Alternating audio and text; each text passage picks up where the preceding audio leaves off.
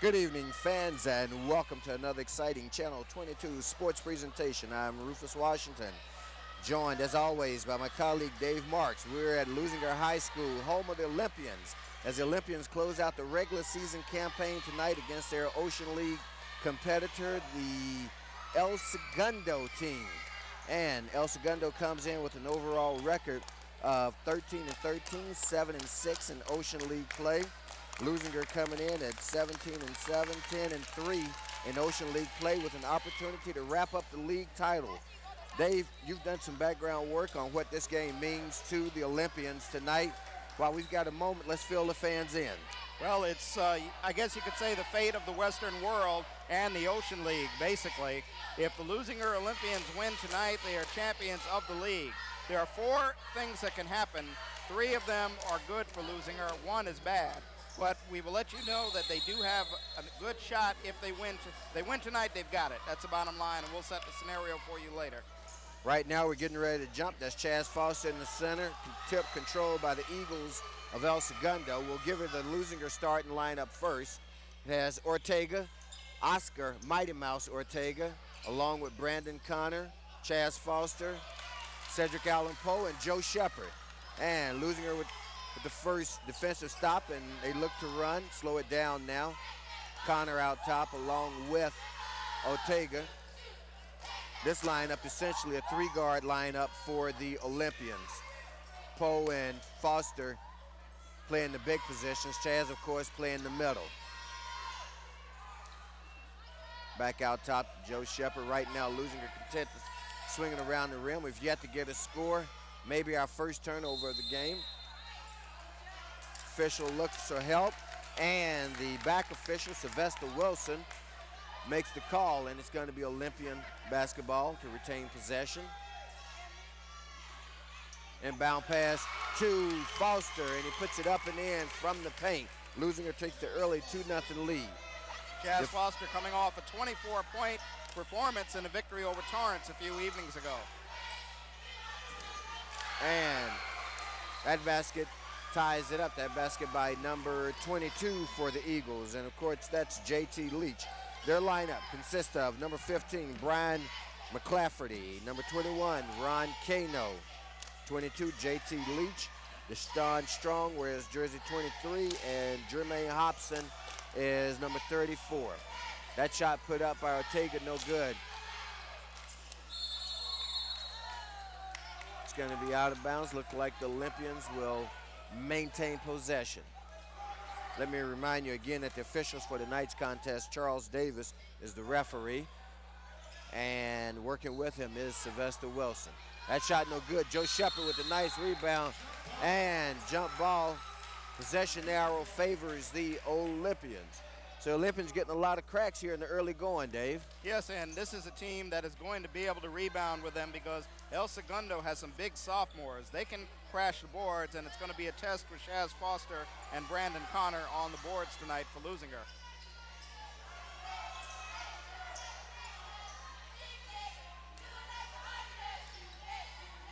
Ortega gets in the middle, draws the foul. Looks like they're going to call that foul on the junior, Brian McClafferty, 6-foot guard.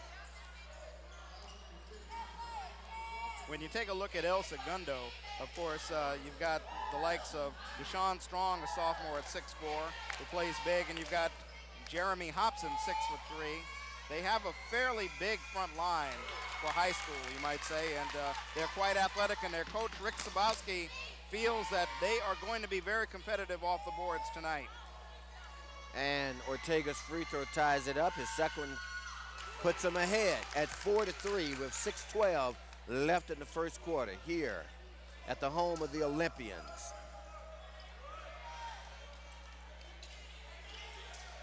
El Segundo uses a lot of the 10-second allotment to get the ball across the half-court line.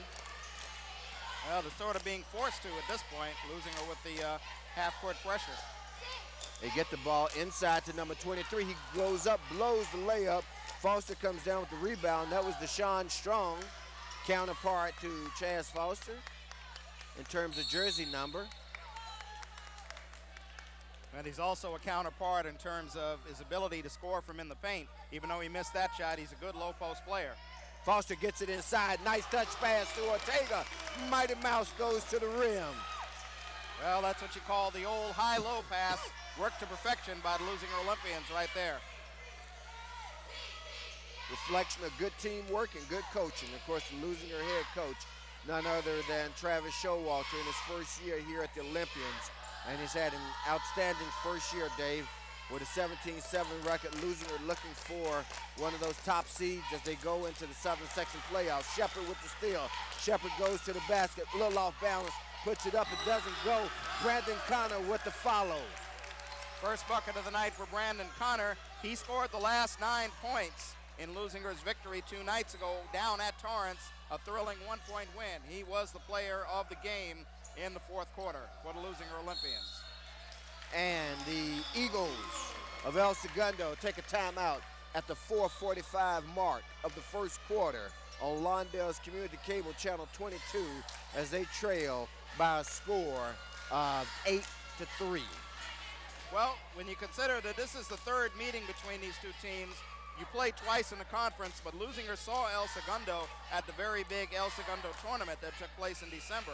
A lot of the Ocean League teams played in that tournament, and they say the third time, trying to beat a team 3 times can be tough. Leuzinger won the first 2 ball games by 7 points and 5 points, and both of those games are on El Segundo's home court. So this third time, Coach Travis Showalter very concerned about it because it is not easy to beat a team 3 times in the season, and that's what Leuzinger is going to be attempting to do here tonight. And Leuzinger with the steal. Tyrone Reed, number 5, blows the layup and compounds it with a foul. Well, Tyrone Reed wanted me to send a greeting to his mom. I don't think his mom is going to like that one, but says well, I think he wanted to make sure we sent a greeting to his mom because he told me he was giving me the honors. Well, when he makes a bucket, you can send a greeting. So well, I tell you what, we'll go ahead and do it now. To Tyrone Reed's mom, hello from your son. What a great Valentine's Day present come early for Tyrone's mom. And we're glad to do it here on Lawndale's Community Cable Channel 22, your station for South Bay sports, featuring the Leuzinger Olympians and from time to time, our compadres across town, the Hawthorne Cougars. The Hawthorne Cougars can help Leuzinger tonight if they beat West Torrance. And before the ball game, talking with some of the Leuzinger players about that possibility of Hawthorne beating West Torrance, they're kind of hoping a Don Bain scores 60 points. Score still stuck on 8-3. Brandon Dixon with the shot from 3-point range, puts it up and in. Well, Leuzinger starting off with a lot more energy than they displayed the other night. Connor with the layup, puts it up and in. So Leuzinger runs off 5 quick points. They come out of the timeout leading 8-3. Now they lead by a score of 13-3. 3:45 left here in the first quarter. Here's another steal by the Olympians. And dunk there for Dixon. Not quite picture perfect, but it goes down and it forces a timeout, their second timeout here in the first quarter by the Eagles. The Leuzinger machine is off and running, Dave. And the crowd that is here is basically delirious.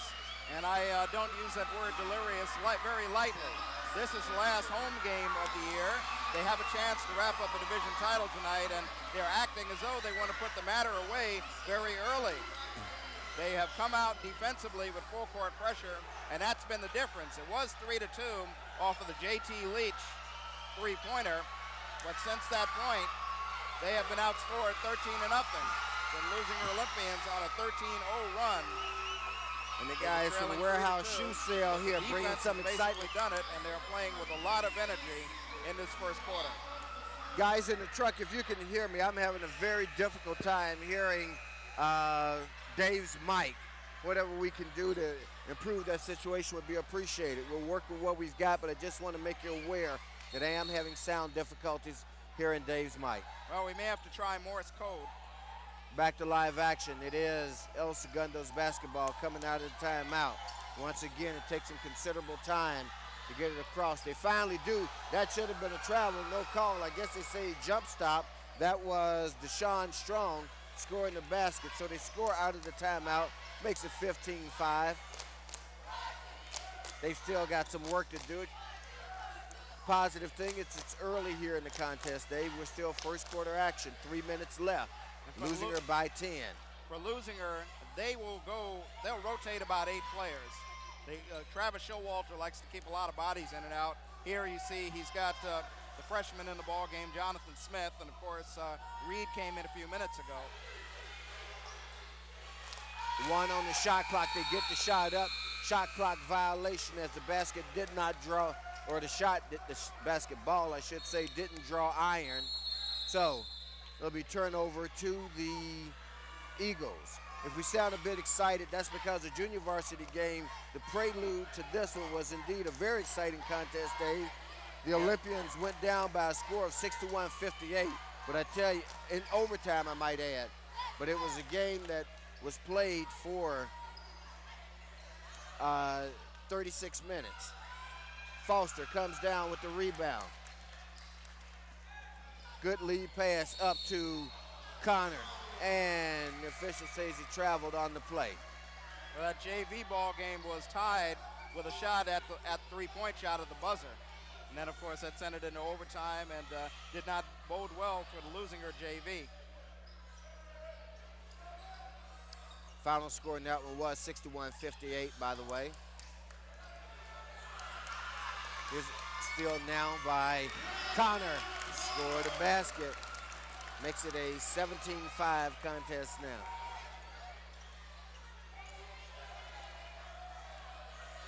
This fellow here, JT Leach, is averaging 24 points a ball game.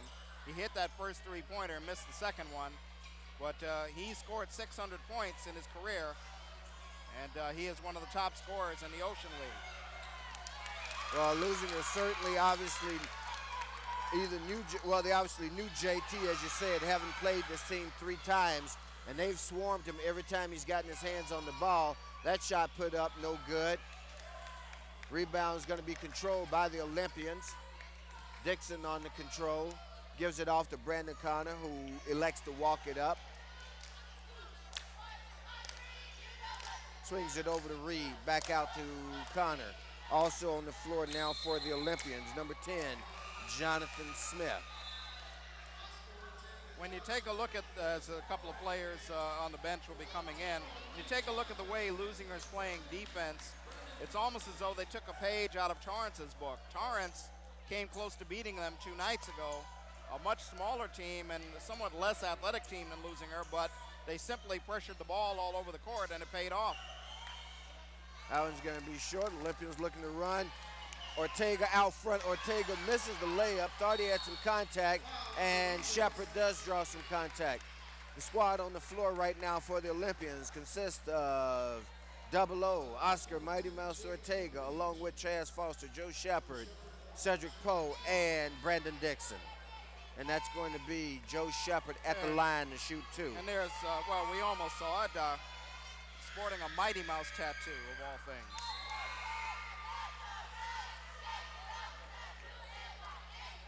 It's Oscar Ortega. It's to be called Mighty Mouse.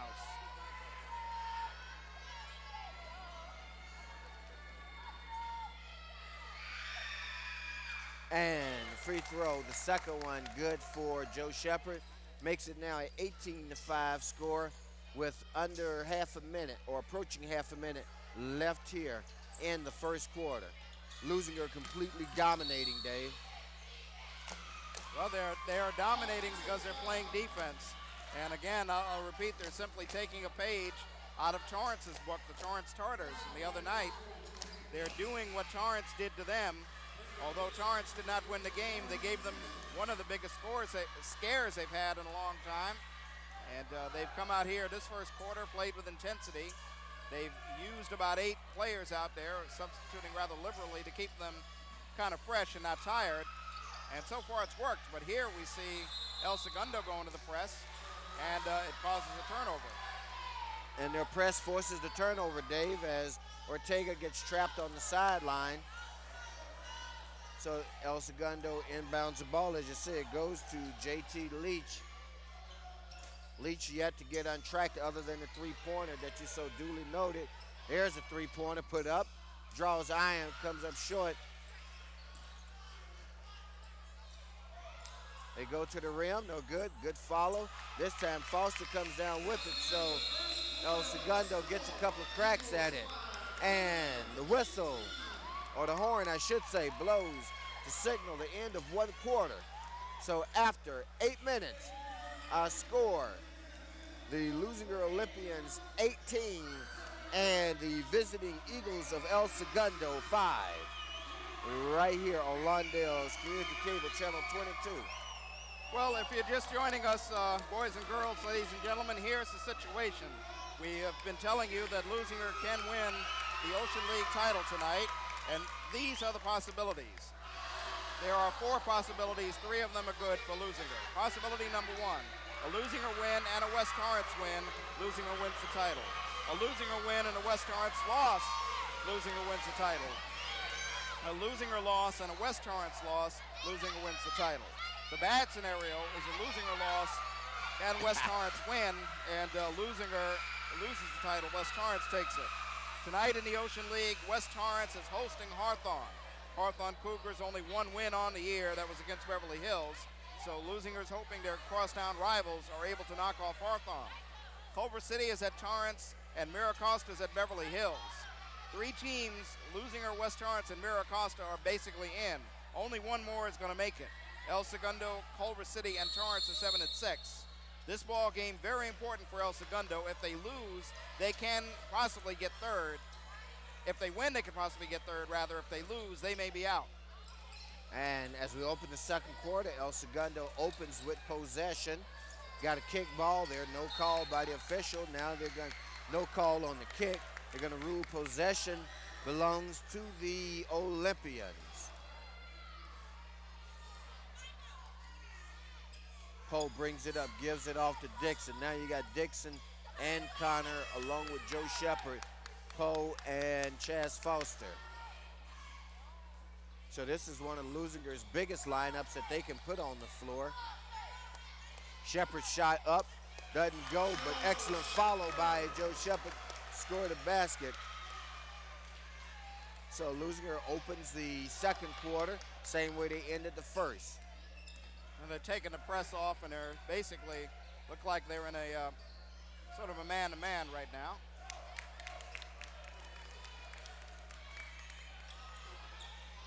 Shot by Dixon from the outside, hits the side of the rim, doesn't go.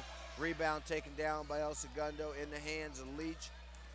Leach, their ball handler, gonna get a foul call on Joe Shepard.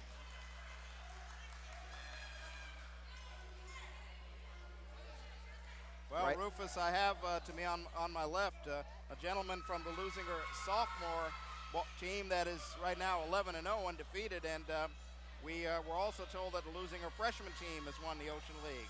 So the freshman team and the sophomore are doing very well.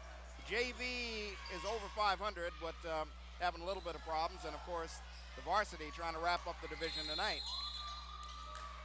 That shot put up by McClafferty, no good, goes out of bounds. And what that means, Dave, and I appreciate it, is that it means there's a good nucleus for the future for this Olympian program. And we certainly, although no longer with the program, have to give props to Coach Charles Wright, who actually laid that foundation over the last couple of years. And in the last 2 years, they enjoyed a great deal of success in getting the show to this point. And to the program, I should say, and to Coach Showalter's credit, he's been able to maintain the level of play that the Leuzinger program has enjoyed. Well, this is true, Rufus. I mean, you've been around for about 12 years, so you personally have seen some of the growth, and I saw this just being my second year. Charles Wright, I remember him from last season, and he was a good coach, but of course, unfortunately, fate kind of dealt him a bad hand. But you're right, he did plant the seeds for the success they're having this year. That shot put up and in by Deshaun Strong. Strong, a big 6'4" sophomore, plays forward center, goes at 185. Just about the biggest guy in the program. They've got a couple of 6'5", a 6'5" guy with another 6'4" guy who don't see much action. I'm sort of surprised that El Segundo did not press off that made free throw. That's what Torrance did effectively the other night. They did it the last possession of the first quarter, but they have yet to go to that. And Leuzinger did not prove that they could they did win the ball game, but they didn't really prove that they can handle it that effectively. Jonathan Smith looking to get loose and loses the handle on it. I score with 5:47 left in the first half. Leuzinger 20, El Segundo 9. And with the shot clock down at 9 seconds, Leuzinger's already had one shot clock violation. They had another situation where the shot clock went down to 3 seconds. You have to say they have not done exceedingly well on the half-court sets thus far. Most of their points have been off of the pressure defense and in the transition game. Lead now at 11. Leuzinger's largest lead in the first quarter was 12. That shot no good. Goes up, and it's going to be El Segundo basketball.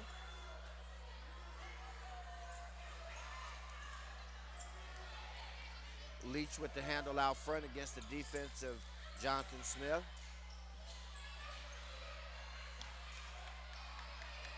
And there's a steal by Smith on a telegraph pass. Smith goes, lays it up and in over the outstretched arm of Deshaun Strong. And now a score of 22-9, making it a 13-point Leuzinger lead, their largest of the game so far.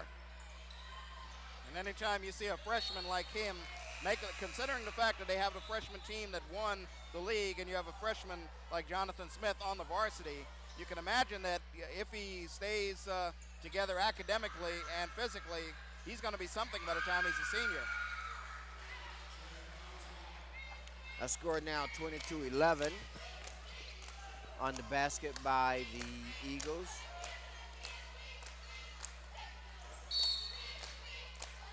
Got a hold call that's being made. Looks like they're calling it against number 15, Brian McClafferty of the Eagles. Only the fourth team foul, so it'll be Olympian ball out of bounds.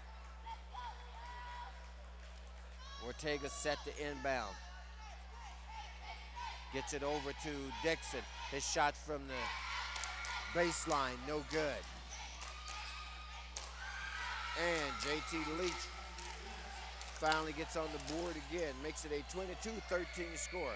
Now, so the El Segundo team at 13-13, 7-6. Off to the slow start, but looks like they're finally starting to get their feet under them, Dave, as that basket's no good. Well, Leach feeling his oats somewhat there with the traveling call, but we've seen him hit from outside. He's also a threat on the penetration. Well, I got to agree with him on that one. That one looked pretty good to me, Dave. I mean, it was a nice spin move. He gave the ball up on the spin, but the official saw it otherwise, and that's the way it'll go down in the books as a travel. Now he calls travel the other way on Tyrone Reed. They've outscored Leuzinger 8-2 the last minute or so. It was 20-5. It's 22-13. So basically, Leuzinger not playing the pressure defense, which they did get the one steal. The only bucket they had in his streak, of course, came off the steal by Jonathan Smith. So they probably don't have the energy to play that pressure for the full ball game. And when they don't, and they're forced to go into the half-court offense, they are not doing that well. Leach gives it off to number 12, who gets hung up in the middle. Gets it back outside, steps out of the lane, something I try to teach my little guys to do. They watch that 3-second count. Inside, and they can't draw a basket. Got to watch the, let's see. And they're going to call an official timeout. I tell you, Deshaun Strong, the sophomore, we talk about a freshman for Leuzinger like Jonathan Smith, but considering Deshaun Strong, 6'4", sophomore for the El Segundo Eagles, he a player that's definitely going to be reckoned with. He going to those boards very strong tonight. As you saw him there on that those last couple of attempts. Number 21, Ryan Kano, who is a starter, goes off. Looks like he lost a contact. Coming on for him was number 10, Brian Lewis.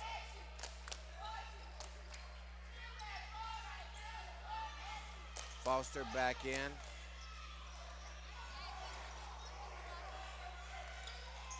El Segundo showing a 2-1-2 offense right now.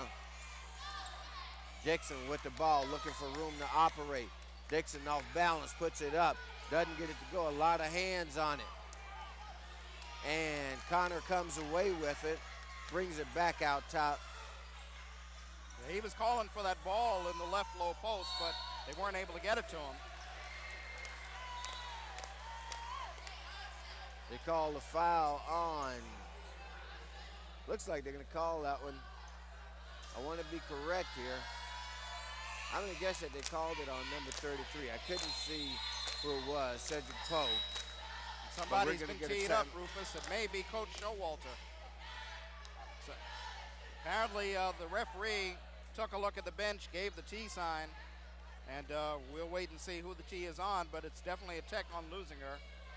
Coach Showalter over at the scorer's table.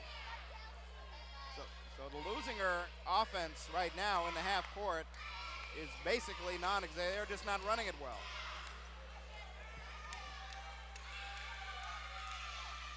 Leach shoots the free throw. Leach seems to be a player of good fundamentals, Dave. Well, that's a good ball handler and converts the pair of free throws.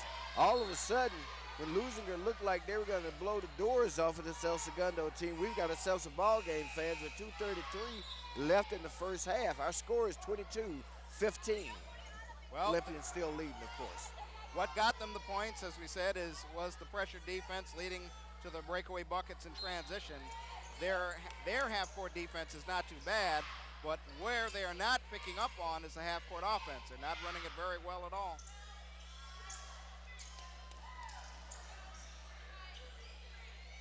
Shot put up from the perimeter, no good. Deshaun Strong goes up, comes away with it, gets the timeout, and El Segundo will maintain possession.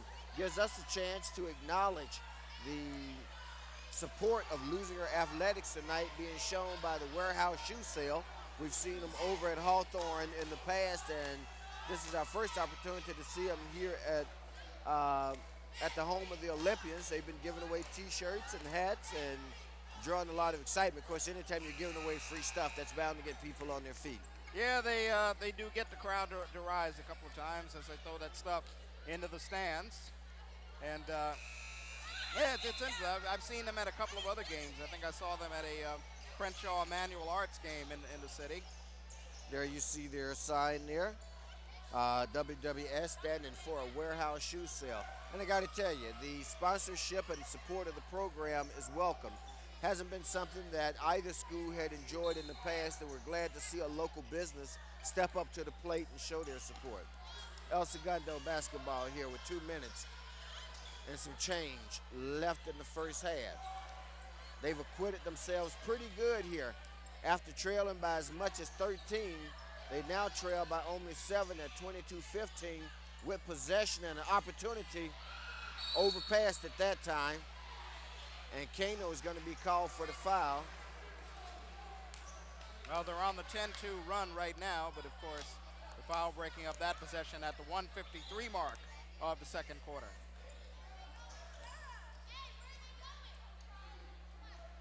Let's see what Leuzinger will do in this half-court set.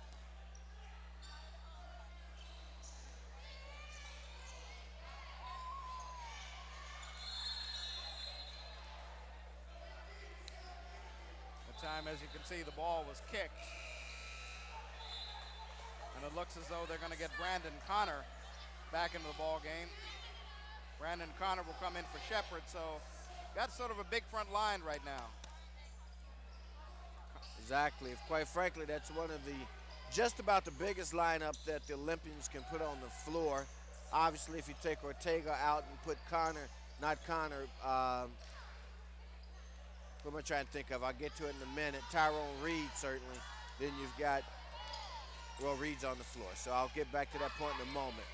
Connor underneath puts the layup up and in. That was an excellent entry pass, and of course, not too easy bucket made by Brandon Connor. There's Leach on the drive, puts it up and in. Makes our score now 24-17, a 7-point contest.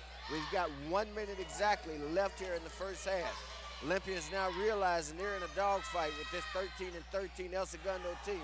Another good touch pass. Ball pinned against the board.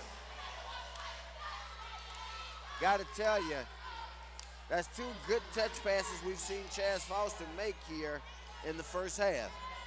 Well, once Coach Travis Showalter went to the big lineup of Connor, Dixon, Foster, and of course he's also got Reed out there, it's working. The big people are passing it around, and it's although they're facing the 2-1-2 zone, they're doing well with it.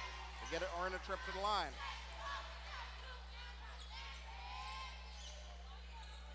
Connor misses the first free throw. And the point I was trying to make earlier in terms of Leuzinger's biggest lineup obviously would be to have number 33, Cedric Poe, on the floor at the same time with Dixon, Connor, Reed, and Chaz Foster. Well, if they play Dominguez in postseason, they may need that lineup. That's that's an interesting prospect. And of course that gives us a segue opportunity to tell you that obviously Lawndale's Community Cable Channel 22 will cover the Olympian run through the 2000 playoffs. And there is a good chance, whether they win tonight or not, that their first round game will be played here at home. Pass underneath by Strong. Basket put up and in by Kano. 10 seconds left here. 5-point game at 24-19. Reed's shot partially blocked. Are we going to get a foul call here? 0.7 of a second.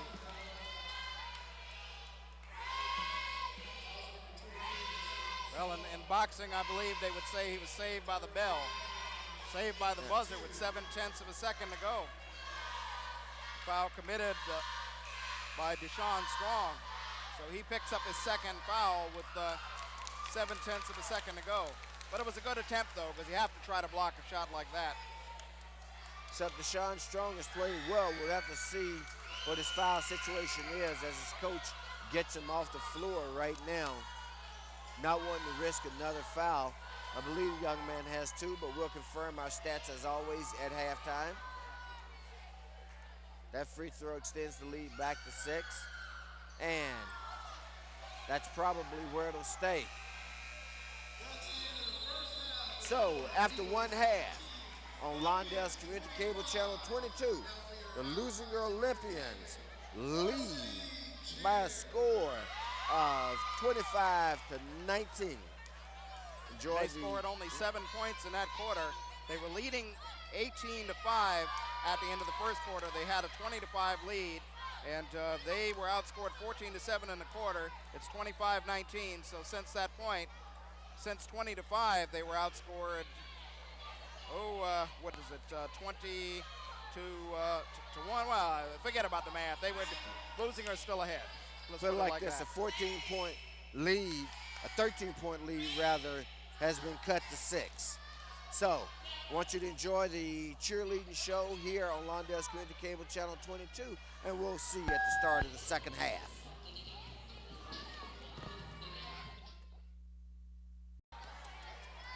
Okay, we're back for the start of the second half, fans, as the Olympians inbound. They open the third quarter with a 6-point lead at 25-19, and the referee, Charles Davis, indicates there's a travel call on Brandon Connor. Well, during the break, I got out my fingers and toes, and I counted. I figured that they went on a 20-5 run, El Segundo did, after Leuzinger was ahead 20-5, and they were outscored 14-7 in the second quarter. And one of the problems was the half-court sets. They did a little better in the half-court sets the last minute or two after going to the big lineup, but of course the first possession, a turnover. Here's the second possession. Well, we're not going to talk about your math right now, Dave, but it's kind of hard to go on a 20-5 run and only have 19 points. Well, yeah. I didn't take out enough fingers and toes. What can I tell you? No, but the points well taken. Just having a little fun with my colleague Dave here.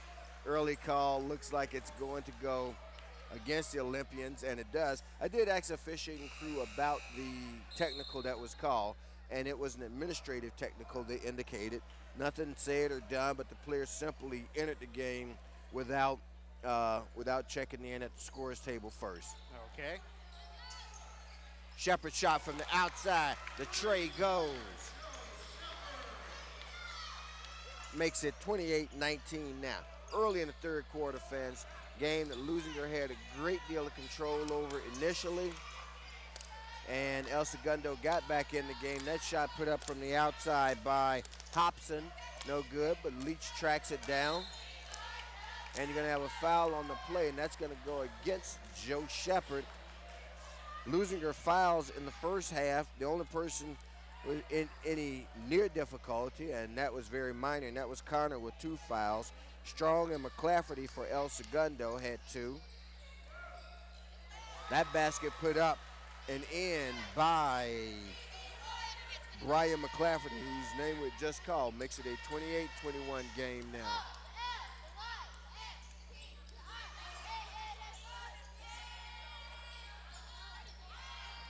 Shepard dribbles out of trouble, gets it over to Ortega. Poe in there now. Ortega from 3-point range, his shot up, doesn't go. Rebound controlled by the Eagles. They get it in the hands of Leach, and Shepard's going to pick up another cheap one. And that's got to be at least 3. Yeah, scoreboard will show that that's 3 on Joe, and that was a pure touch foul there.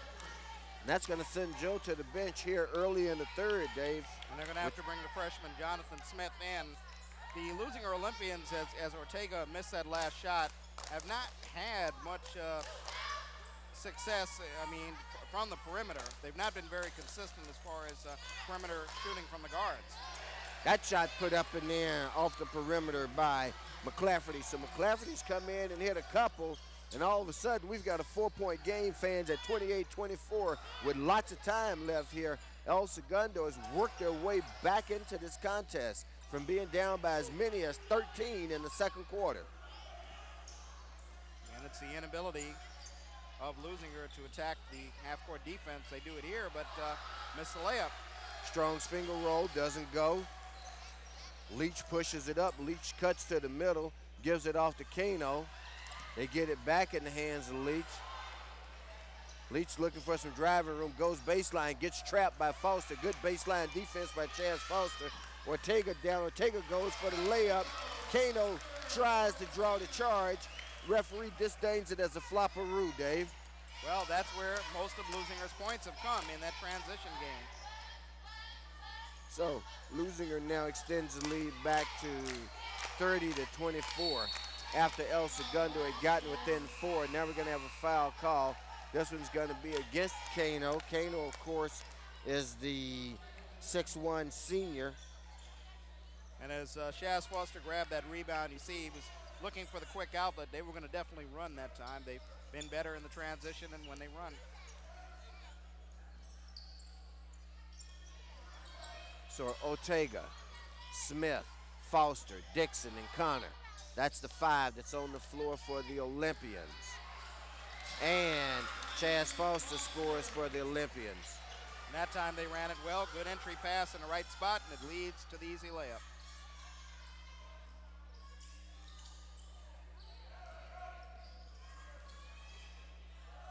That shot no good by McClafferty that time. Connor runs the floor, goes coast to coast, puts it up and in. Now we've got ourselves a 10-point game again. We're going to get a foul call here against John Smith. The lineup on the floor right now for the Eagles includes Leach, 22, along with Hobson, Kano. And now Hobson's going to go off, and Strong's going to come in, as well as Semino and McClafferty. That's McClafferty in the corner. Rainbow triple goes down. Well, he has been the go-to guy in this third quarter. That's his second three-pointer of the quarter, and all 8 of his points are in this third quarter at the 3:55 mark. Cuts a 10-point deficit back to 7. However, Brandon Connor takes it back out to a 10-point game. That's his first three-pointer. He's got 13. Connor, of course, a senior, and this being the final regular season home game for the Olympians. Before this contest is over, we'll give a shout out to all the seniors on the squad. That triple put up and in by Leach. So right now these guys are trading trays, Dave. Well, Leuzinger will take it. I mean, they've got the lead.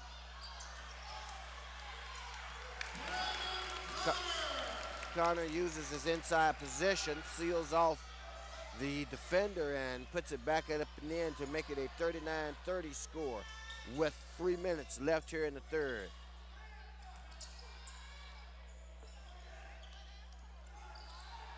They get it inside to Semino. Semino's shot up and in.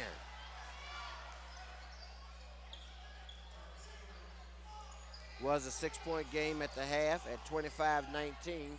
Now it's a 7-point game, so they've essentially traded baskets, except that's a 3-pointer by Connor. And if you're El Segundo, that's not what you want to see happen. You don't want to see Brandon Connor get hot on you. Well, he's got the ability to penetrate, and when he can hit the outside shot, that can be kind of deadly. It's the second three-pointer. He's got 18. It's a 10-point deficit now. Leach got inside, jump stop, put it up and in, didn't go. Tried to rebound over Foster, that wasn't happening.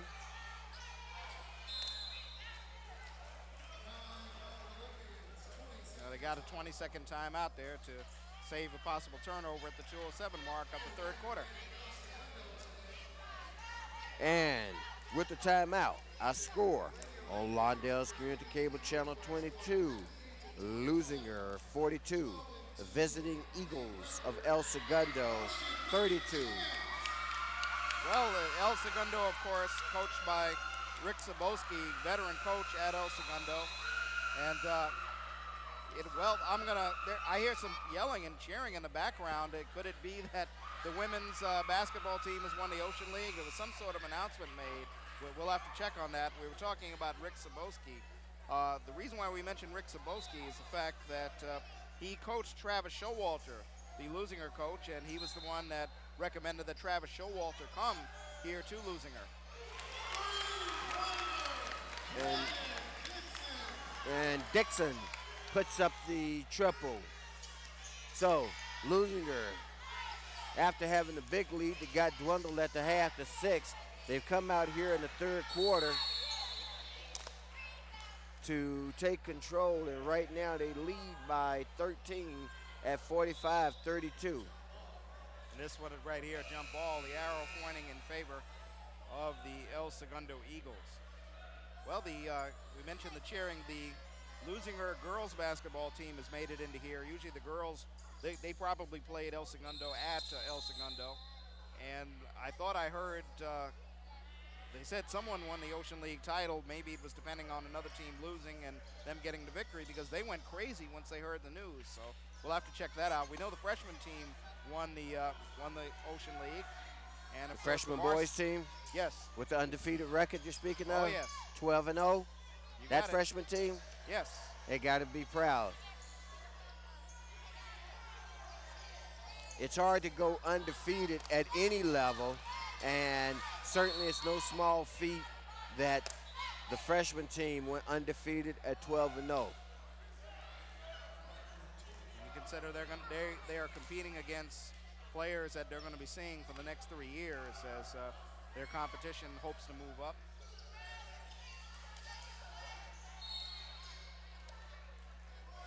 And of course, right here tonight, the story, the varsity trying to win the Ocean League.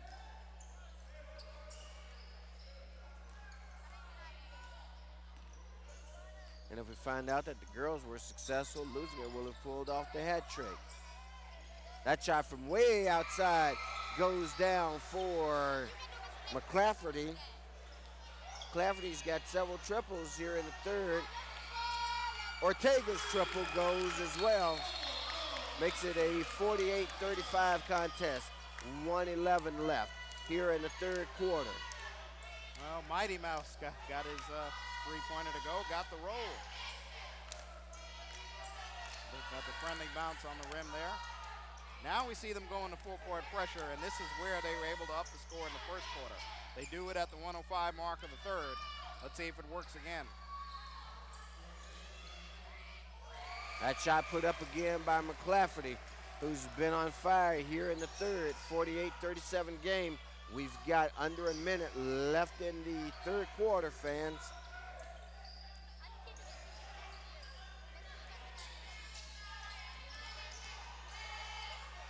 Connor with the dipsy-do, puts it up and in.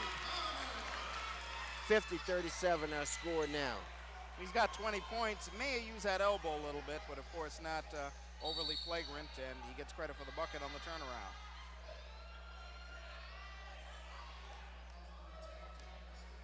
So that foul there committed by Leuzinger. Looked like it was committed by Jonathan Smith. That's number 2 for him. So the Leuzinger offense has gotten on track here in the third quarter, Dave. They've put 25 points on the board so far. And when you hit a couple of perimeter shots, see what it'll do. Gonna have a foul. Let's see if they're gonna call it. I think his toes were on the line. Looks like they're gonna call it on Brandon Connor. If that's on Connor, that's his third. And that may be the last that we see of Brandon here in the third quarter. Wouldn't be a bad substitution to get him out.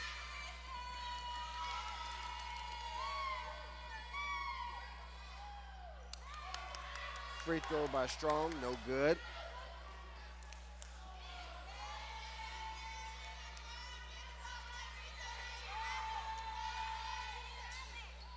Gets the second one to drop after a high bounce off the back of the rim.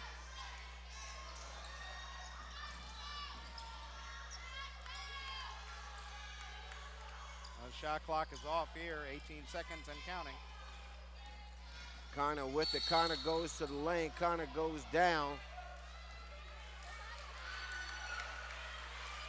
Well, Connor looking somewhat exasperated with Ron Cano. Of course, he stepped over Cano on his way up, and he did not look too happy. And now Coach Showalter elects to get Connor out of the contest. Seeing him get just a little bit emotionally out of control, makes a substitution. He'll go to the bench, and Tyrone Reed will come on in. Also, Jonathan Smith comes in, and Ortega goes off. So with 14 seconds left and a 12-point deficit, El Segundo has a chance to cut it to 10, if not 9. They get inside the lane, they put it up, they get it to drop with 3 seconds left. It's a 50-40 game. And they don't get a shot away. So, after 3 quarters, our score, Leuzinger 50, El Segundo 40.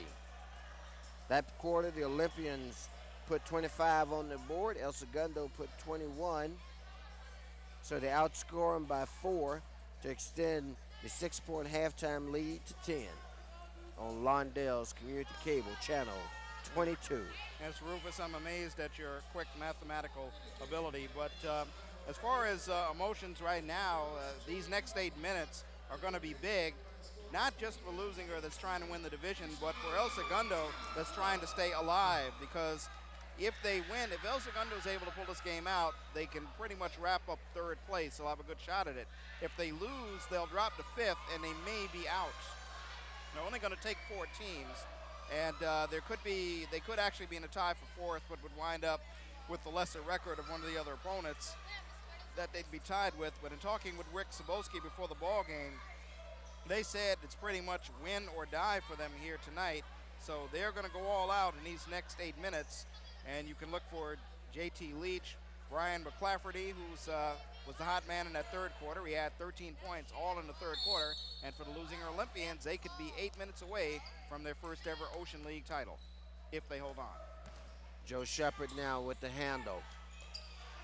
Looking for someone to pass it to. Gets it over to Connor being guarded by Kano. He and Kano had a bit of a confrontation early on. And now we're going to have a foul call against Connor.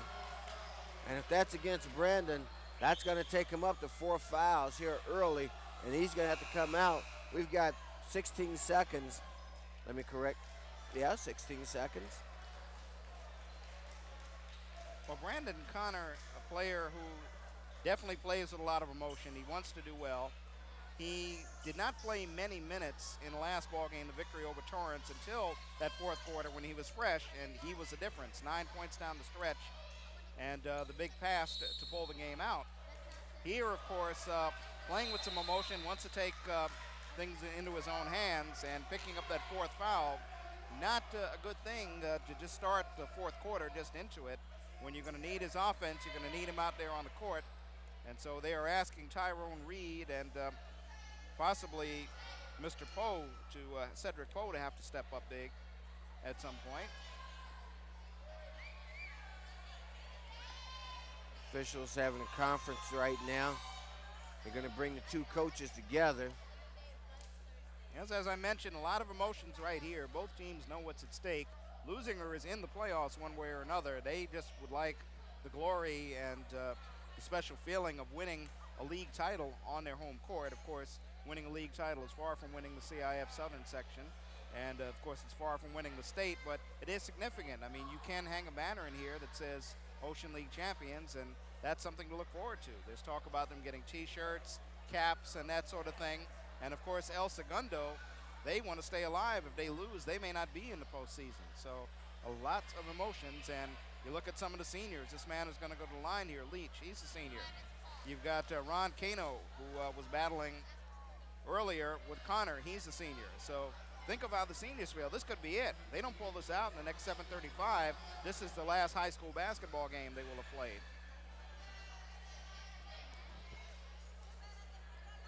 So this will be shots taken, as you can see, by Leach. So 1-and-1. Leach hits the front end. We're going to assume it's a technical. Leach hits a pair. Now the teams come back, and Leach is going to be shooting an additional set of free throws. So an 8-point game, and Leach being a free throw shooter extraordinaire, Dave. He's got a shot here to cut this 10-point lead down to 6. So that's 3 in a row for JT Leach. We've got 25 seconds that have expired.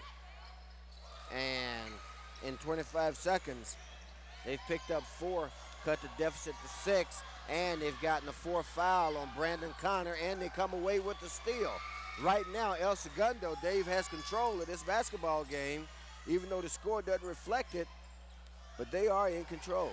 And you wondered, Rufus, when they were going to go to what Torrance did the other night, and that is pressuring the ball, and that's what caused They blow the layup.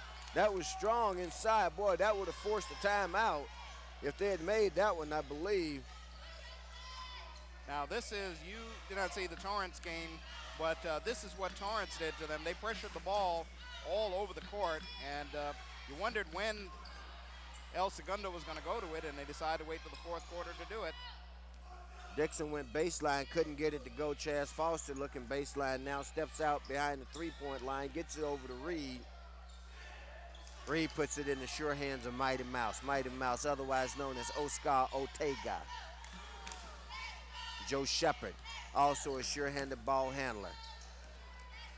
Reed goes to the basket. Reed's going to draw the foul.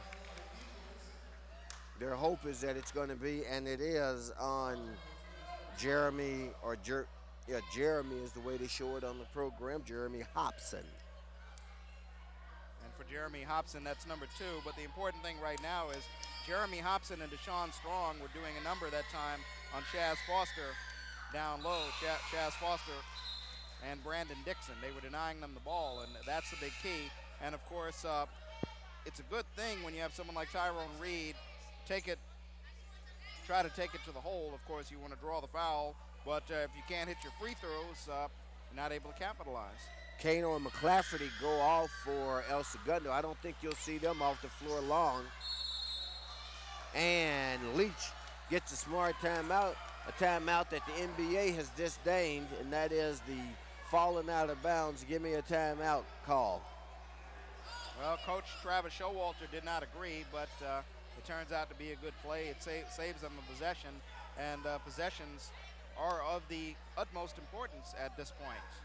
On a personal level, I'm not in favor, and I know you being an East Coast guy, you know that the Knicks actually were the first team that I associated that with. Charles Oakley, as a matter of fact, perfected it, falling out of bounds, getting a timeout call. I personally don't like it, and I saw the Knicks get burned in the playoffs one year by using virtually all of their timeouts in that manner.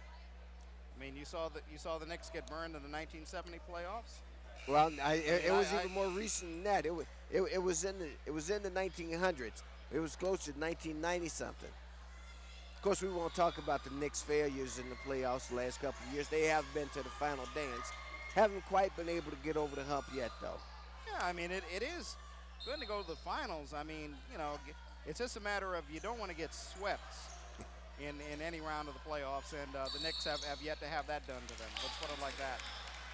They call another foul on Hobson.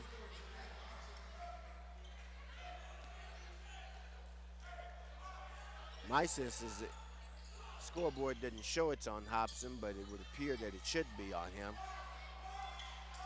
Anyway, we've got 6:15 left in the contest.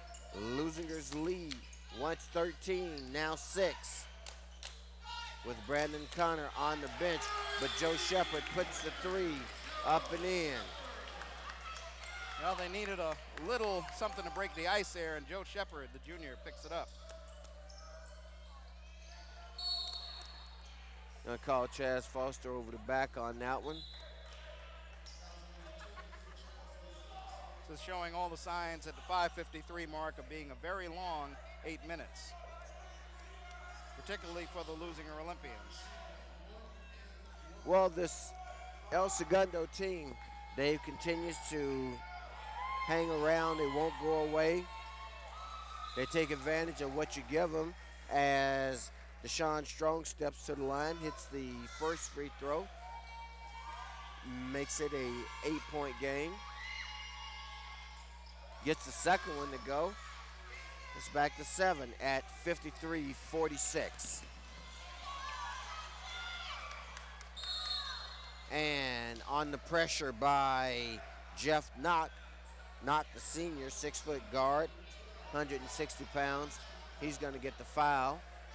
Be losing her ball out of bounds. Yeah, they're not in the penalty quite yet. I believe that's their 5th team foul, so a few fouls to give.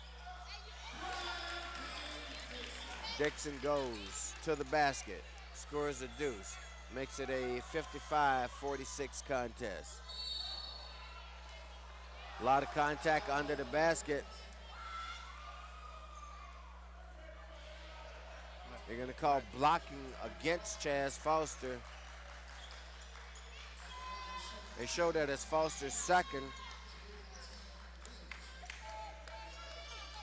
So he in a situation where at the 5:32 mark has a couple of fouls he can play with, so he can afford to be aggressive.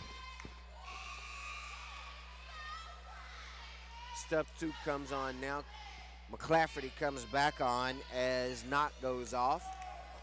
McClafferty was hot there in the 3rd quarter. Well, that free throw makes it 20 points for J.T. Leach, and he has yet to miss a free throw in this ball game. He has hit 8 free throws, 8 out of 8. And they're in the bonus.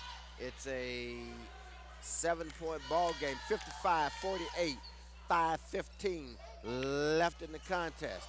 Foster shot from the free throw line extended, no good. And now we're going to have this foul is going to go against Brian Lewis. Well, that time, Rufus, they handled the full court pressure, and then, of course, it was a matter of handling things in the front court, the half-court offense. Chaz Foster took the jumper. Not a bad shot. He just missed, and they're able to come away with the offensive rebound to get another possession.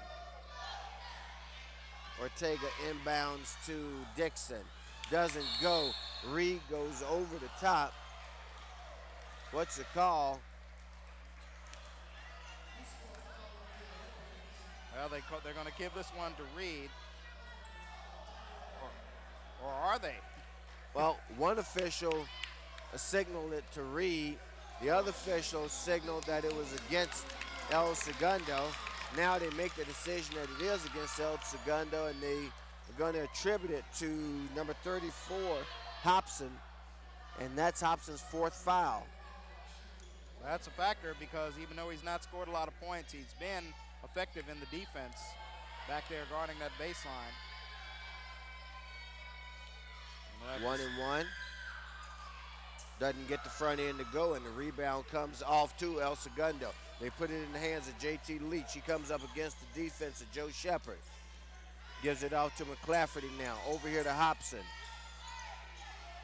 Down in the corner, that's Lewis on the floor. Lewis from the perimeter. His shot doesn't go. Back in the hands of Leach. Boy, they certainly know who to look for. No indecision about whose hand to put the balls in. And the ball, I should say, and J.T. Leach puts it up and in.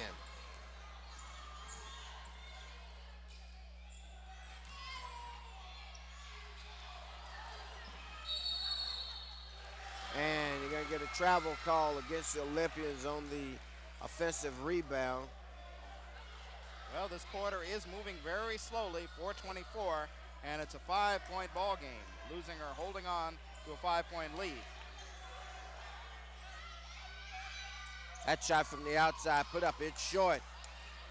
Offensive rebound taken down by El Segundo. Another shot from the perimeter, 3-pointer, put up and in by McClafferty. Folks, it's a 2-point ball game with 4 minutes left, 55-53.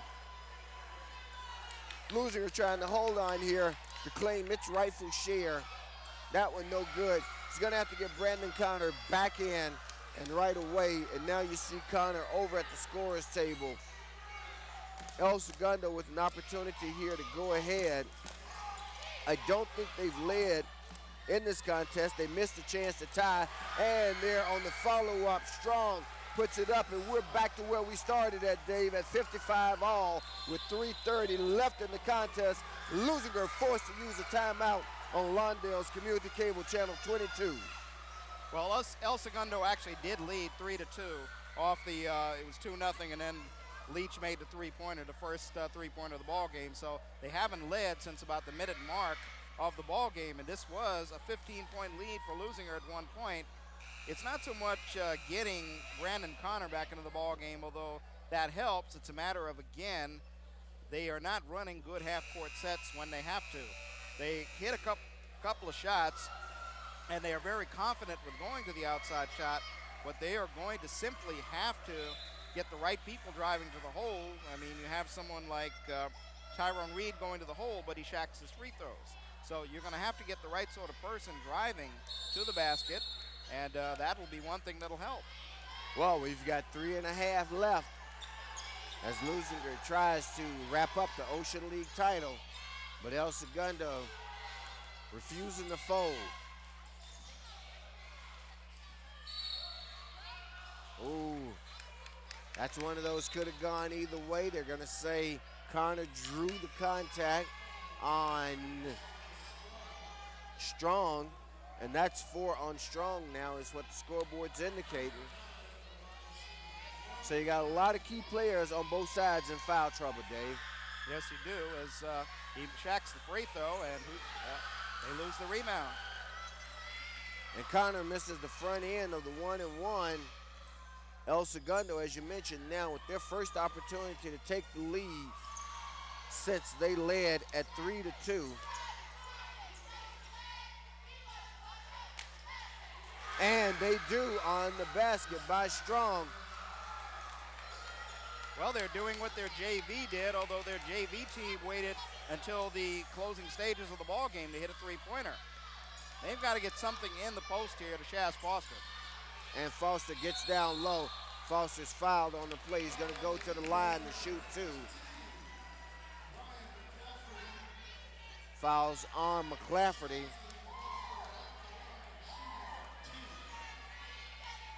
Scoreboard shows that that's 3 on McClafferty, who's done well at the half. He had 2. Speaking of doing well, Shaz Foster only 4 points in the ball game. He's been kept out of the scoring books. And that time, almost crying out the urgency of getting him that ball in the post one way or another. And they got him isolated one-on-one. They did get it there, and he got the foul and a chance to tie if he can hit this second free throw. Dixon goes off. Reed comes on for the Olympians. Foster's second free throw is up and good. Nothing but net. So we're tied again at 57. Both teams in the bonus. 2:30 is our clock. The Ocean League title on the line if you wonder what's at stake. And referee Charles Davis indicates that J.T. Leach travel, giving Leuzinger the ball and an opportunity to snatch the lead back. As for El Segundo, the season's on the line for Leuzinger, the league title. If they lose this ball game, they can still get in, but they're going to need help from Hawthorne. El Segundo you're speaking of. Yeah, well, actually I didn't. Well, let's pick up the bucket here. I mean, if Leuzinger does lose the ball game, they can get in if West Torrance loses to Hawthorne. But El Segundo principally needs to yes, win, they have to win in order to get in. And another travel. That's 2 consecutive possessions, 2 travels against the Eagles. 2 minutes exactly left. And now we got Dixon coming back on the floor, and Tyrone Reed goes off. Now again, no need for anyone to particularly be a hero. Get it down low to your big man. Let's try to work it, get him in the right position. Ortega on the baseline. Ortega with an ill-advised shot. Leach gets it down. They get it in too. Strong, the sophomore. He puts it up and in with 1.5 minutes left. Leuzinger trailing by a deuce at 59-57. That pass came from the backcourt. Leuzinger not getting good looks, I gotta tell you. The shots they're getting right now are not good shots, and there you see Coach Showalter giving Ortega an earful. Well, they were helped out, bailed out by Shaz Foster this time as he was fouled. He'll be going to the line. That foul on McClafferty, his 4th. Chaz Foster going to the line, just hit a pair, needing to hit a deuce again. This is a 2-shot foul. Gets the first and it goes nothing but net once again. Here's a guy who was quarterbacking the football team in December into the semifinal round of the playoffs. And trying to come up big here at the last home game of the year. And Chaz Foster stepped up here in the last 30 seconds and hit 4 consecutive free throws to keep the Olympians in the contest. They can't stand prosperity. They've had 2 opportunities to go ahead and have blown both of them. This time McClafferty with the handle. Gets it inside. And you're going to have a travel call against Strong.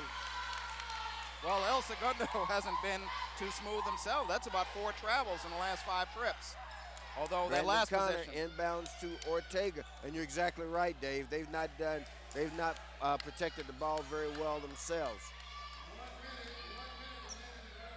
Minute on the game clock, 25 on the shot clock.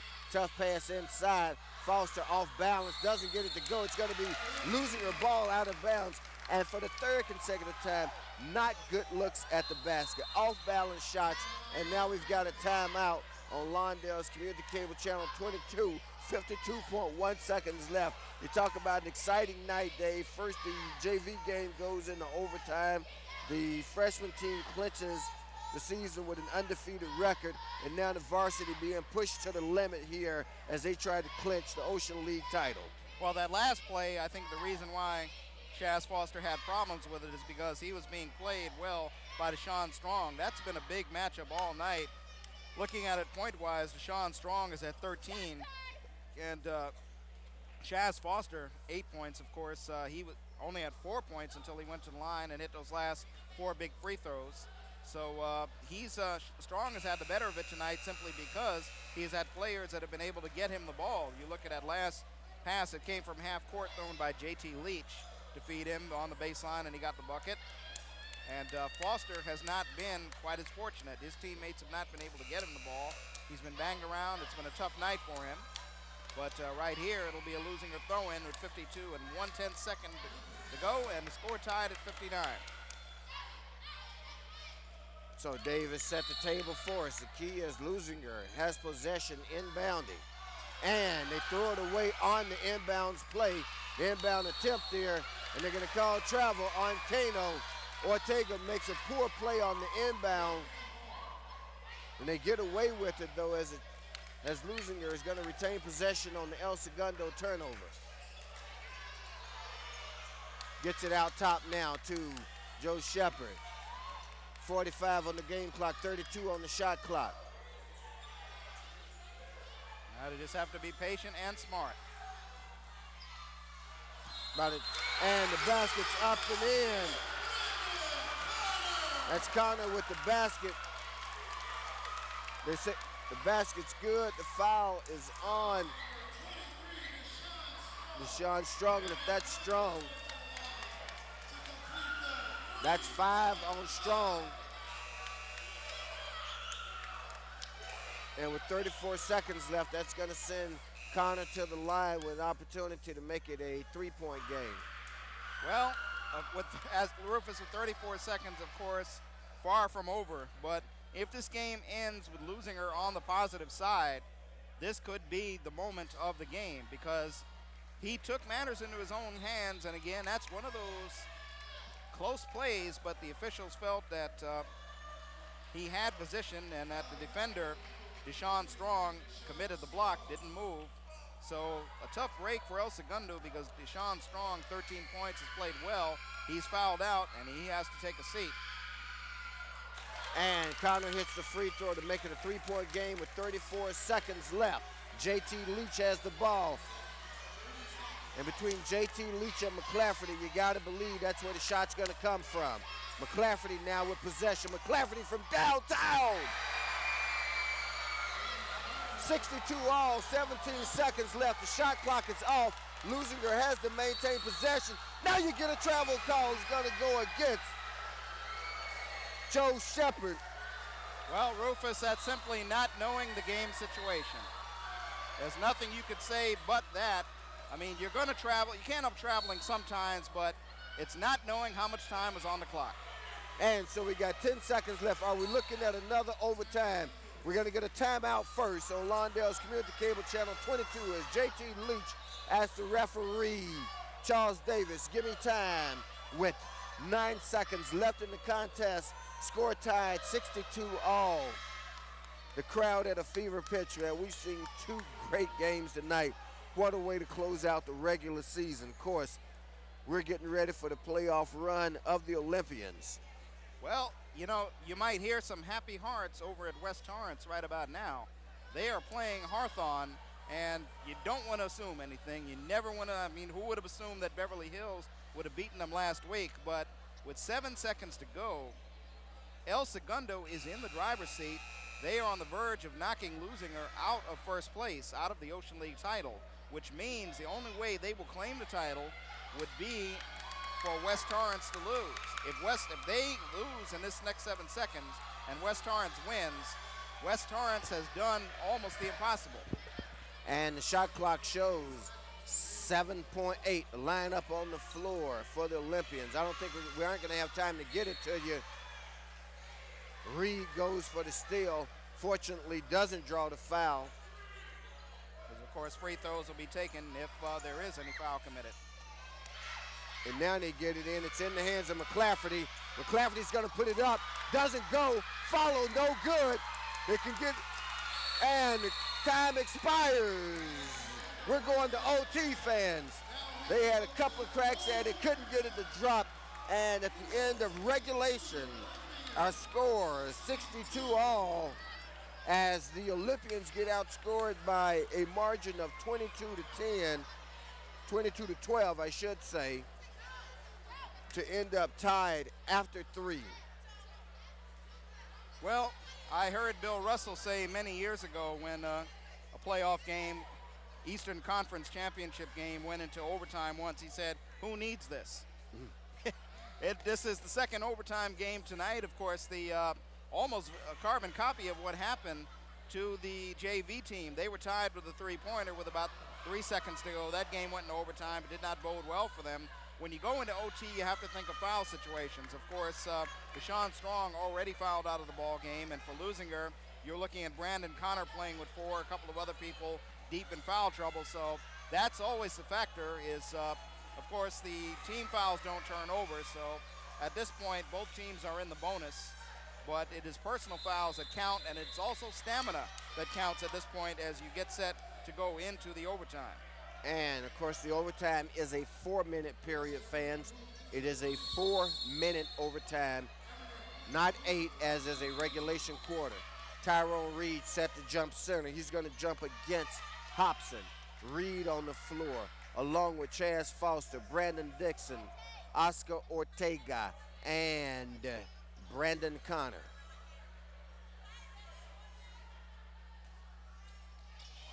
And the Olympians are going to control. That's Ortega. Gives it off to Dixon. Dixon shot from the perimeter. Doesn't go. Foster comes down with a big rebound. Foster on the baseline. Shot wouldn't have counted. Foul's going to be on Kano, number 21. That's going to send Foster to the line to shoot 2 because they are in the bonus. Don't know yet if they're in the double bonus. I think that's the indication with the small arrow that it's a double bonus situation. That free throw comes up short. And that's his first miss. He did his first 4 attempts on the line, and he did hit some big ones in that fourth quarter. Some very big ones, I might add.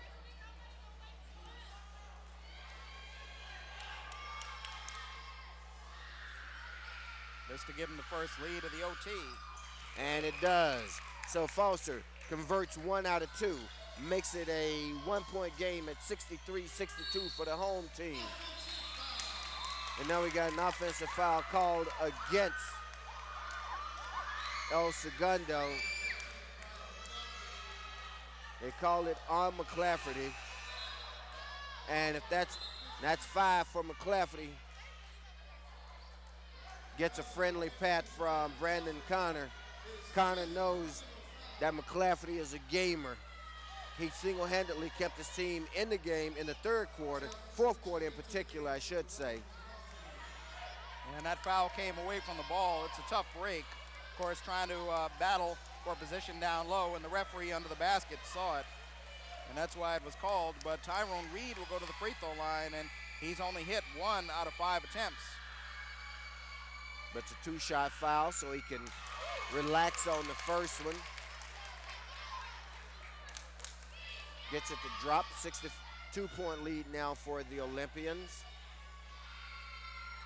Reed gets a pair, makes it a 3-point lead, 3:44. JT Leach brings it up.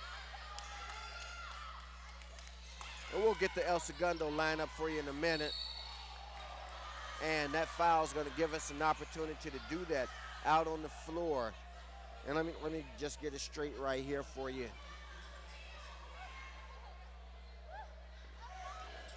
McClafferty is out. Well, McClafferty, of course, is out. And the fella on the free throw line is doing the shooting, Jeremy Hobson.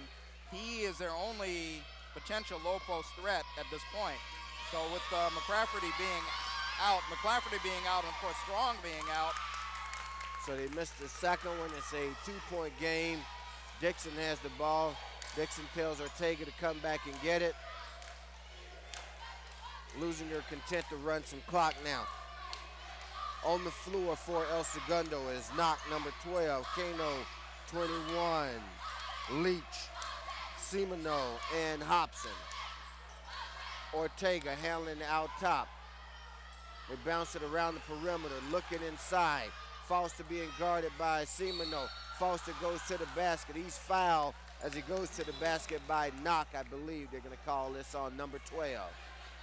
And they use 32 seconds of that 35-second clock, which, of course, when you've got a short lead in overtime, 3:01 to go, that's what you want to do. As you look at a game like this, Rufus, going into OT, of course, Leuzinger one way or another is going to postseason. This gets you postseason tested because once you get to that postseason, it's all do or die, and you're going to have to play under this kind of pressure. Foster misses the first of two. They attribute the foul instead of to number 12, Jeff Knock. They give it to Tim Semino, and for Semino, they show that that's his first foul. Foster gets 1 out of 2, makes it a 3-point game. Substitute coming on the floor now as Lewis comes on for El Segundo, and Semino goes off. This man here, JT Leach, is going to have to come up big for El Segundo. JT Leach has been impressive as a ball handler and as a floor general. And just looking at his skills, he's the kind of guy I can see play a guard at the next level, Dave. Well, he's got 24 points, right at his average at the 2:40 mark of overtime. Leuzinger nursing a 1-point lead at 66-65. 2.5 minutes left here in the overtime. Ortega from 3-point range doesn't go. Connor tries to come down with it, can't get it. Well, good ball movement. They got the open man, but as we mentioned earlier, losing our backcourt, not even known to really be streaky from the outside. Leach with the handle goes behind the back. Hobson with it. Hobson goes to the middle of the lane. Hobson loses the handle. Doesn't get a call. Wisely looks for Leach, decides he shouldn't be handling.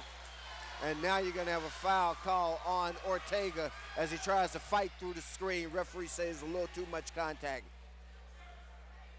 So, of course, that puts the man to the free throw line. And for El Segundo, of course, as you look at Hobson, he is their only low post threat at this point. And he has to come up big in that low post, but he doesn't come up big on the first free throw. Shooting 2, misses the first. Chance to tie here for Hobson. Gets the second to go, and we're tied again at 66. We ended regulation at 62. 2 minutes left. We've played half of the overtime period thus far.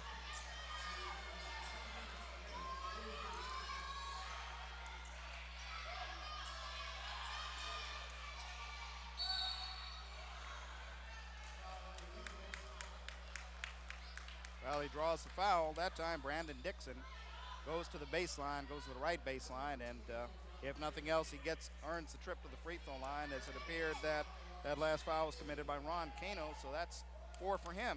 And this will be Brandon Dixon's second trip to the line. He's 1 out of 1. Gets the first to go. Gives Leuzinger a 1-point lead now.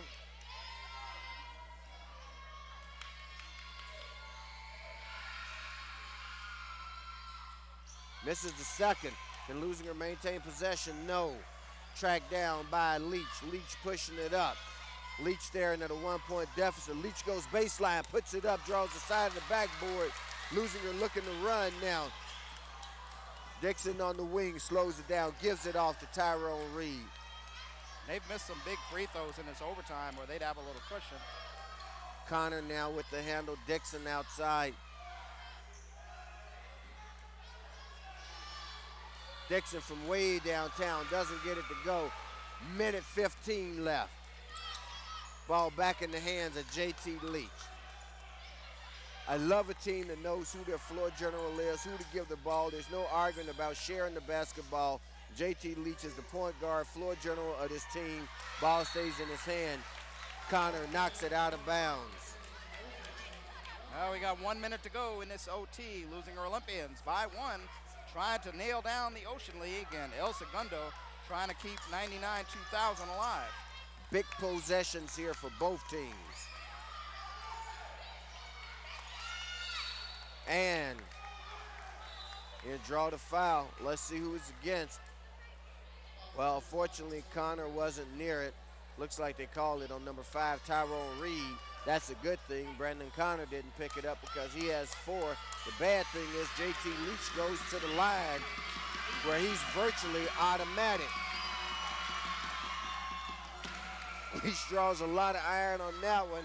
That gets him even at 67 with 54.7 left in the contest. Leach can give him the lead, and he does. Leuzinger now needing to answer as they trail by 1 at 68-67. They're going to have to face the zone and be smart. 45 seconds left, 25 on the shot clock. There's a shot from outside, put up in the air by Brandon Connor. They give it off as a 2. Leach goes baseline again. This time kicks it out, gives it up, fakes the shot up, puts it up, no good. They come down with the rebound. You're going to get a foul called against number 10, Brian Lewis. He's going to send Reed to the line now to shoot 2. 26 seconds left in the contest, fans. The Olympians lead by 1. We're in our first overtime. Well, Leuzinger has had some free throw opportunities in this overtime. Unfortunately for them, they have missed 3, or it would be a different ball game. Here's Tyrone Reed with 2 big ones right here. And Tyrone, mom's looking now. Mom, Tyrone saying hi. Whoa! Mom, maybe you better close your eyes. Well, when El Segundo gets the ball, we don't have to tell you whose hands it's going in and who will probably get the last shot or decide who will take it. Reed converts the second, makes it a 2-point game with 26 seconds left. Now, Leuzinger, okay, they call the timeout. What I was gonna say, same thing, you weren't standing beside me, but in the JV game, I say they had to guard the 3-point line, which they didn't. That sent the game into overtime where they subsequently lost. This is a situation now where Leuzinger, Dave, has to guard the 3-point line. If nothing else, hey, if you give up the deuce and go to the second OT, that's fine. You don't want to give up a triple, be down by 1, and having to try to win on a desperation shot. The tough thing for Leuzinger is the fact that, as we've seen, JT Leach with 26 points. He's been 8 out of 8 from the free throw line tonight. He's had a couple of free throws and a bucket in this overtime period. He can do so many things. He's got the ability to penetrate. If you guard him too tightly, you're going to get the touch foul, put him on the line. If you get off of him, he's going to find the right man. So he is definitely the X factor right here. With Leuzinger Olympians, the thing that they have on their side is the fact that if El Segundo misses a shot, they should, and I emphasize should, be able to get a rebound. They do have a height advantage there, and you saw that on the last miss by El Segundo. They were able to get a rebound. Here we go. Lewis inbounds to Leach. They got the 3-point line protected. Leach's shot up, no good. They come down with a quick foul there by Leach. And now we got some contact between a couple of players. Referee steps in between, breaks it up. But with 14.8 seconds left, it's gonna send Brandon Dixon to the line now to shoot 2. Well, they mentioned Rufus. If he misses the shot, Leuzinger should probably be able to get the rebound, and they did.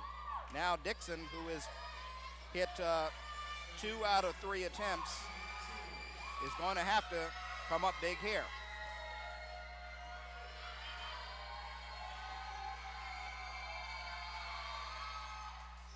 And he misses the first of 2.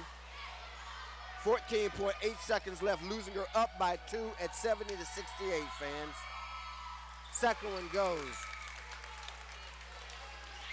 Now they're going to go for a 3-pointer, Rufus. Well, they don't have much choice now. 3-pointer put up, no good. Ball out of bounds to El Segundo. That 3-pointer was put up by Hobson. Hobson, the lone big man in there right now. Let's see if 5.2 seconds. I'm going to assume they don't have any timeouts left. They're going for 3 if they can get it off.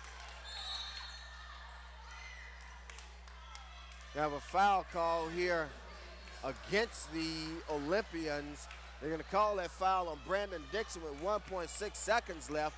And the scenario that creates, Dave, is that they'll want to hit 1 and miss 1. It's a 2-shot foul, so he has the opportunity to concentrate, make the first, and then he's got intentionally missed the second, but they only need a deuce. Well, Leuzinger definitely did the smart thing, but you're right, Rufus, that's probably what El Segundo is going to have to do.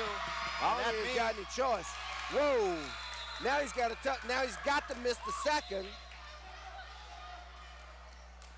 Got to get a timeout called by the Olympians. You got 1.6 seconds left, and the sure-handed Leach, excellent free throw shooter that he is, stepped to the line, missed the first, the one that he should have made. Now he's got 1 coming up. He's down by 3. He's got, even if he was down by 2, he's got to miss it now. Well, you know he didn't want to miss that first one, because that would have been the strategy. Make the second one short, throw it hard or whatever, and then hope to get a rebound, throw something back up. Now, you're right, he's got to miss this one, and with 1 and something tenth of a second to go, they're not going to have enough time to get it back out and get a three-pointer. Well, he's got to miss it, they got to tip it out. Here's the other thing that happens in this situation. The team that needs to play usually makes a lane violation because they're so anxious to get to the ball. These are veteran referees. They know to be looking for that. Don't be surprised if you see a lane violation right here.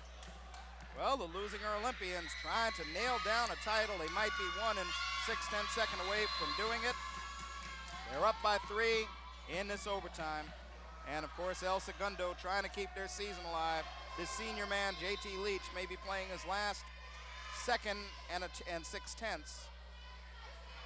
And the Leuzinger Olympians and trying to wrap up. And as you can see, they're setting up for the three-point shot. They're setting up for the miss and a tip out for Kano to take the shot. There it is. And that's what I tell you, 9 times out of 10, there's a violation. So with 1.3, Olympians, now they're still Olympian possession. 1.3 seconds left. Olympians lead by a score of 71-68. And they've just won the Ocean League, Rufus. Crowd on their feet. Ball goes length of the court, and that's the ball game. The Olympians celebrate with the championship of the Ocean League. Didn't come easy, though. Didn't come easy at all. Boy, you got to congratulate the Eagles of El Segundo who came in here, put up a fight, a legitimate fight. However, they come up short as our final. The Olympians 71, El Segundo 68, and with that win, the Olympians, they have clinched the Ocean League title for the 1999-2000 season. Well, anytime you can be a first-year coach and come in and win a league title as they've done, and win the last 2 ball games that they had to win, a nail-biter, a game where they had to scratch and claw at Torrance, and getting all, and I mean more than they could handle here tonight in overtime from an El Segundo team that was fighting for their season, for their lives, and they come out on top. They win the division. They now go on to the postseason, and we don't know who, of course, they will draw in the first round, but we do know pretty much that they will get a chance to play a first-round game here at home at this gymnasium. And what we do know, Dave, obviously, is that Lawndale's Community Cable Channel 22 will be bringing coverage of that game. Let's take a second before we get too far into things to congratulate the seniors who played their last home game here tonight. Oscar Ortega, Brandon Connor, Chaz Foster, Cedric Poe, Tyrone Reed, and Randy Oliver, who didn't get any floor time tonight, but all guys who've contributed to this program over the last 3 or 4 years. They're the ones who've helped get it to the level that it is, and that level has been capped off tonight with the 2000 Ocean League Championship. So a great game by the Olympians, a hard-fought contest, and I like what you said earlier, Dave, that this was the kind of game that gets them tested and ready for the playoffs, and they were pushed tonight by a very good El Segundo Eagle basketball team. Couldn't have said it any better, Rufus. The last 2 ball games have been a good test for them, and now it's on to the playoffs, and those seniors are probably going to get one more chance to play a game here at home. I've been told that they're going to get some championship shirts, they're going to get some championship hats, kind of make it feel like big time, and for the seniors and for everyone on the squad, they're going to have a couple of days of fun, and then it's on to the serious business at hand, the CIF Southern Section playoffs. Now, the brackets are not going to be announced until sometime on Sunday. It'll probably be in the Sunday paper. But if you have a chance to get online, I believe if you go to www.cifss.org, you'll be able to get the full brackets.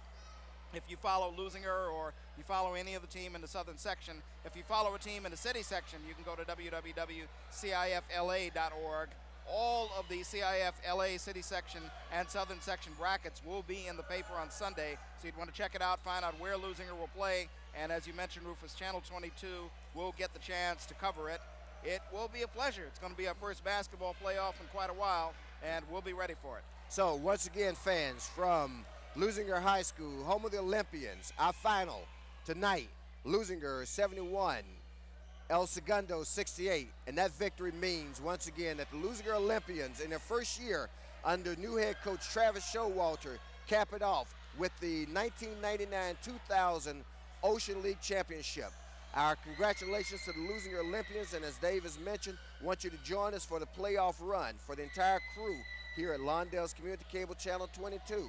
For Dave Marks and everybody else, I'm Rufus Washington saying thank you for joining us, and we'll see you in the playoffs. Good night.